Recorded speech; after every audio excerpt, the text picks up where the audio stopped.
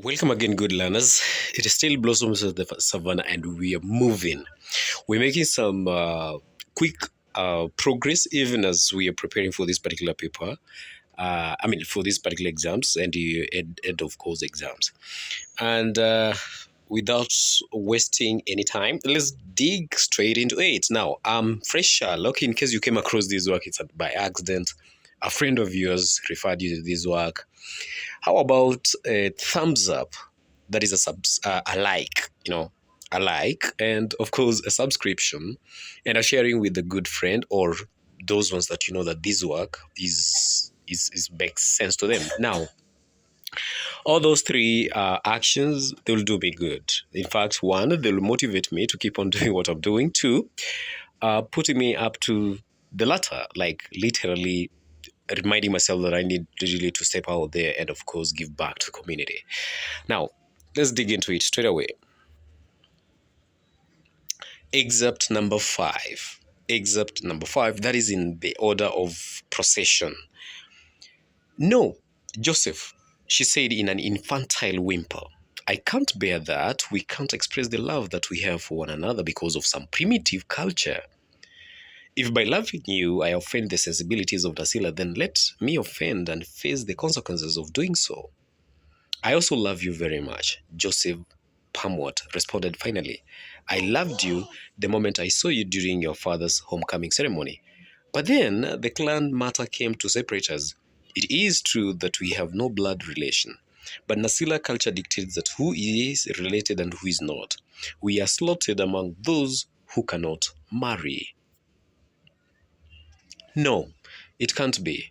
I cannot accept its verdict, she said petulantly. Her words agonized. No way, never. She stopped, confused and angry with herself at her inarticulate outburst.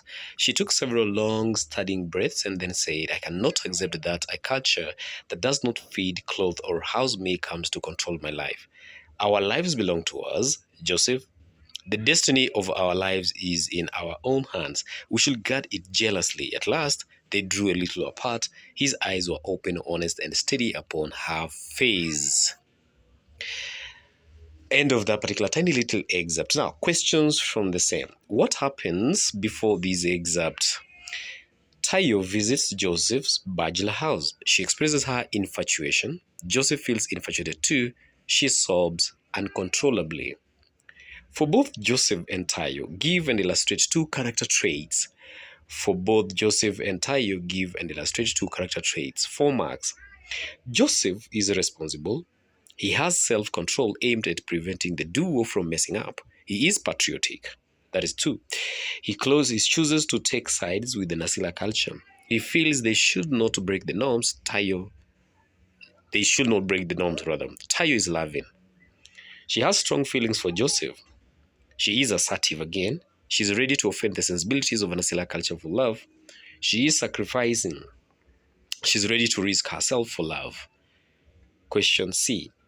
How is dialogue significant in this excerpt? How is dialogue significant in this excerpt? It brings out Tayo's interrogative nature. She skeptically questions the enslaving nature of Nasilan culture. And I quote, I cannot accept a culture that does not fit me. She poses that the culture should be beneficial. Part D. Explain any two thematic concerns addressed in this excerpt.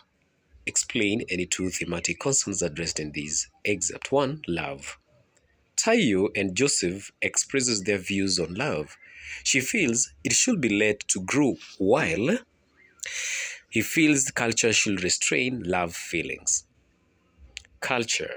Their love relationship is held at ransom by a culture that objects love between people of the same clan. Part E.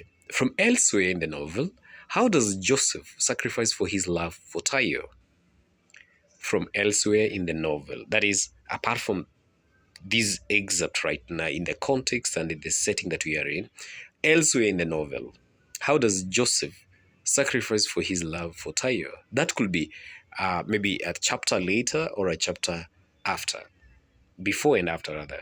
He accepts to be the contact man in the mission of rescuing Tayo. He makes her captors drunk, leading to her escape. The captors later, they kill him. And that's why he sacrifices his life or love for Tayo.